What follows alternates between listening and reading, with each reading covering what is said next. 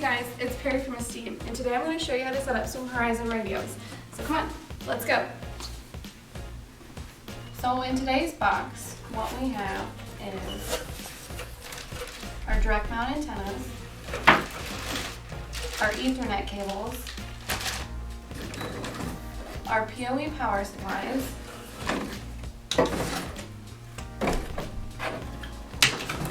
and our Horizon 900 radios.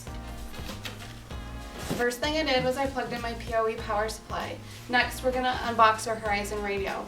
Please never power up a Horizon radio without an antenna attached to it. We're going to take one of our direct mount antennas and we're going to attach it directly to the radio. Once that's done, you can take off the warning label and we're ready to add our Ethernet cables. Now that the antenna is connected to the radio, we can power on the radio and begin programming. To power on the radio, take one of your Ethernet cables and insert it into the PoE port on the radio, indicated by the sticker. Then take the other end of the cable and connect it to the port labeled out on the power supply. Then take your other Ethernet cable and connect it to the port labeled in on your power supply. And take the other end and connect it to the switch. Repeat this step for any additional radios you may have. Once the radios are powered on and connected to the switch, visit our website and download the Esteem software suite. Once you have that downloaded, open up the Esteem Discovery Suite and click the Discover button. The login is admin and the default password is the serial number of the radio. In this example, the password for this device will be Z-26069. Thanks, Phil. Once you have entered in the username and password, you will be greeted by the home page of the radio you are configuring. From here, we're going to go to the Setup tab and select the mode of operation. For this example, we'll be using AP Bridge.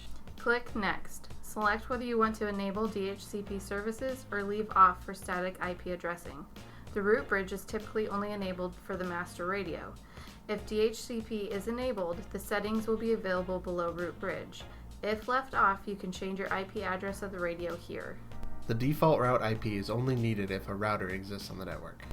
Now we're going to configure the remaining radio settings. Click Next, select bandwidth and channel you want your network operating on.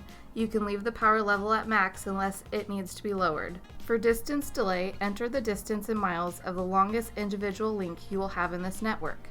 Set your antenna setup if available.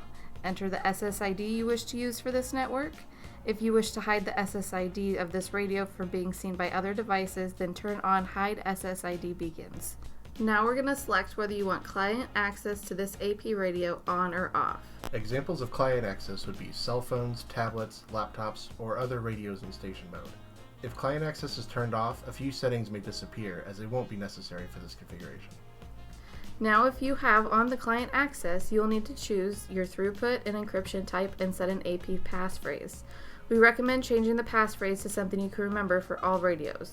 The bandwidth and channel are required to be the same across all radios in AP Bridge mode. Press Next when you have all your radio settings on this page completed. Now we're going to configure the radios to talk to each other. To do this, we need to create a peer link between the radios. Start by clicking Add, and then add the opposite radio's serial number in. The path length is used to determine path priority. The lower the length, the higher the priority. The rate control only needs to be adjusted if used with legacy hardware. Our legacy hardware being our 195E series radios. The encryption type and key must be the same on both sides of this peer link for communication to function. The link ID and passphrase can be used to generate a random encryption key. If the same link ID and passphrase is used on both sides, the same random encryption key will be generated. Once done, click Create Peer.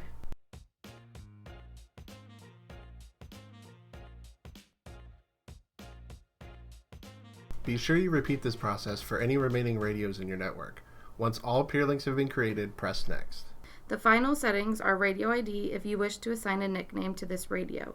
The Discovery Configuration tool, which allows you to make changes to the radio with the Discovery Suite software. The Remote Assist account, which allows Esteem to help you gain access to your radio if you forget your admin password. Once you have everything configured, press commit changes and the radio will reboot and be ready for operation. Be sure to repeat this process for any remaining radios in your network. Seems too easy, right? Now that the radios are rebooted, they're ready to be installed. If you have any questions, please feel free to call us or visit our website.